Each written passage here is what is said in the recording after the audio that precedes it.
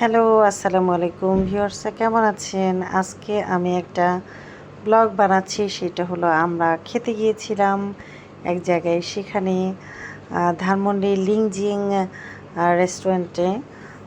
খুবই মজাদার খাবারগুলো। আমি চাউমিন খাচ্ছিলাম, এত ঝাল ঝাল। আমার খাবার ভিডিও করতে কেন জানি এখনও ভালো লাগে।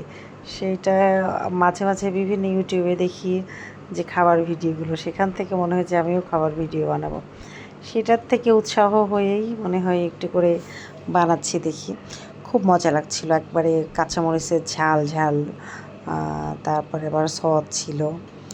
আমার খেতে অনেক বেশি ভালো লাগে না, কিন্তু মাঝে মাঝে আবার ভালোও লাগে। খাবার বিভিন্ন ধরনের ভ্যারাইটিস খাবার আসলে ভালো লাগে। আমরা এখানে অনেক অনেক খাবারই খেয়েছি, একটু একটু করে দেখাবো। প্রথমে আমি খেলাম চাউমিন, মানে নুডলস। তারপরে এই যে চাউমিনটা সুন্দর করে বানিয়েছে, একবার ঝাল ঝাল বলে না, ভেজিটেবল দিয়ে।